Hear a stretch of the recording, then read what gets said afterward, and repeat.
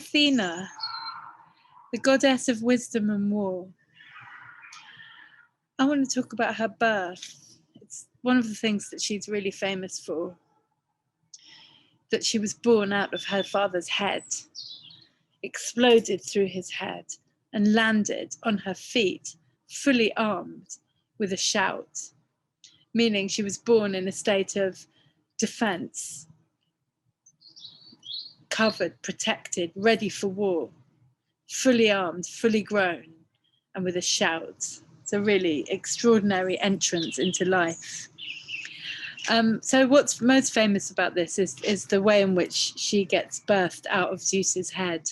And the story goes that Zeus is wandering around, walking around a river.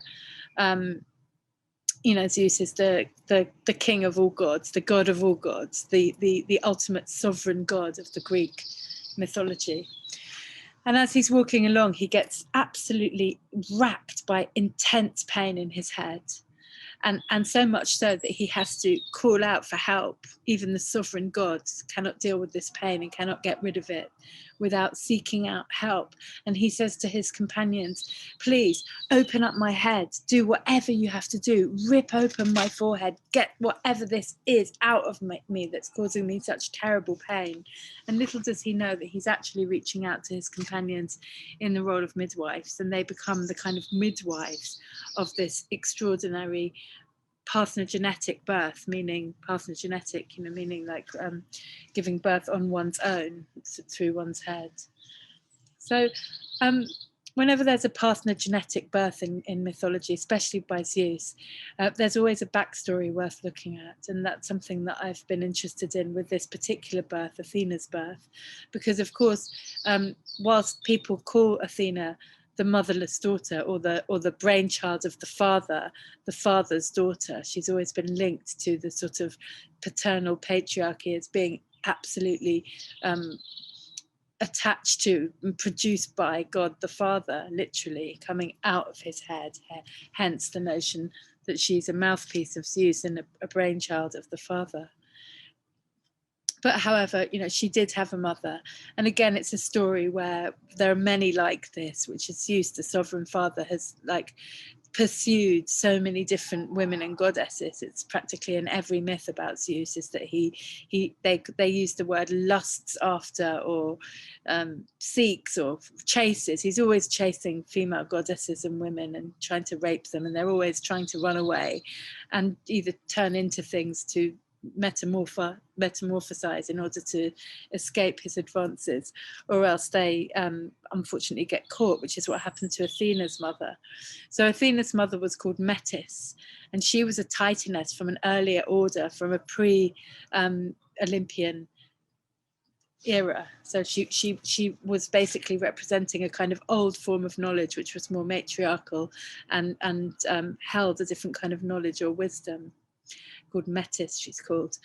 And Zeus chased and chased and chased her, finally got her, raped her, and then swallowed her. So ingested her. And it's, when you look into the myth, it's all about him sort of fearing a child that's going to grow up to outdo him or something. So it's like he expects, it's usually in the form of a son, like a competitor son that's going to usurp him. And so instead of in response to a kind of fear, but also in this myth, it's to do with appropriating Metis's knowledge and wisdom. He needs her counsel, as it said in the text, that he needs her help, her advice, her knowledge. And so he rapes her because of his desire, and then he swallows her. And then we don't really ever hear about Metis again. She gets ingested into his stomach. And then some months later, after the gestation, Athena is born from his head. And the myth is received by many, many centuries down that have received this myth.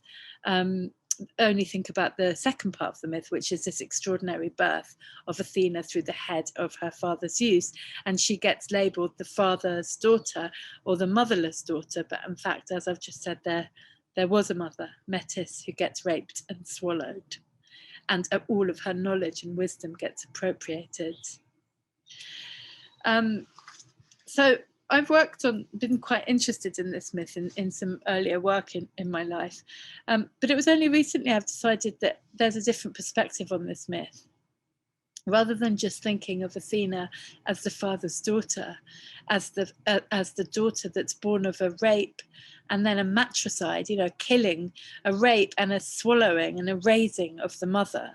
And so this daughter is cut off from her maternal origin, and is not born of woman, and so she has this strange status of not being born of woman, of being born of a parthenogenetic birth through the head of the father. So she almost gains kind of alien status, fully armed, and with a shout she's born, like not as a baby, like fully developed. So she gets this kind of strange alien status.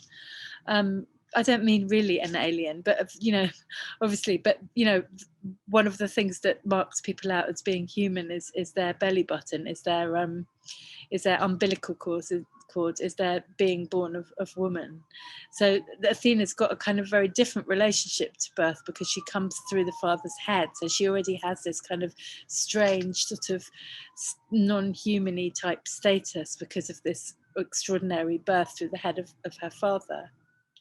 But again, we see that she does have a mother, so it complicates it somewhat. It's just that her mother's erased because people have been much more interested in the father's daughter rather than the raped and murdered and swallowed mother that allowed the daughter to gestate and be born to then be appropriated in terms of the father thinking that he can birth on his own. And then he does actually, well, she it's not that he birthed her, but that she explodes through his head. Anyway, I've been thinking about this a lot recently, and rather than sticking to my old story about this in my head, which was that, this is another matricidal myth where a father appropriates the maternal function, steals the wisdom and the riches of an ancient goddess and takes over her maternal function and thinks that he can birth children as well as take her knowledge and erase her from history. That would be the sort of narrative that I was very interested in about this myth in up until now. I still am interested in that and think it holds profoundly. But if you think about what happens with Athena, she literally blows the father's mind. She blows the father's mind. She's mind-blowing. She literally blows out of his mind. So the word mind-blowing is such a fantastic phrase. When you find something mind-blowing, it's like something so extraordinary and sort of hugely disruptive that just destroys your whole organization of your mind and just like smashes it to pieces and reorganizes it. And this birth, Athena, literally blowing the mind of the father. It's extraordinary. So rather than thinking of Athena as this sort of father's daughter, this like daddy's mouthpiece or loyal to the father and like cut off from her maternal origin and just like swallowed up into patriarchy. No, actually, Athena's an extraordinary, powerful figure. She's also always called a virgin. And when they say virgin in Greek myth, it just means that she's not like married or going off with, she doesn't have desire in that direction. It doesn't, that's all it is. It's a refusal or a resistance. So this father's daughter, like you could either read it as like, she's a virgin because she's completely like wedded to her father. Well, you could read it like that, or you could read it as this is a mind-blowing woman who blows the mind of her father by not being a sort of woman who slips easily into patriarchy and is exchanged between men like many of the mythological narratives go. No, she's born fully armed, fully defended, with a shout, totally full of agency. She lands on her feet. Yes, she comes through the head of the father and loses her mother. But maybe she takes that knowledge, that wisdom, that cunning intelligence, which is the meaning of the word metis, which is the name of Athena's mother. Cunning intelligence, an intelligence that gets round and navigates the normal structures of knowledge. Cunning intelligence, a kind of intelligence that blows the father's mind. That this daughter, Athena, is mind-blowing, and not just mind-blowing in a generic, general way, but she blows the mind of the Father. What does that mean? Well, it means that her shout, Athena's shout, is a shout of absolute triumph, of having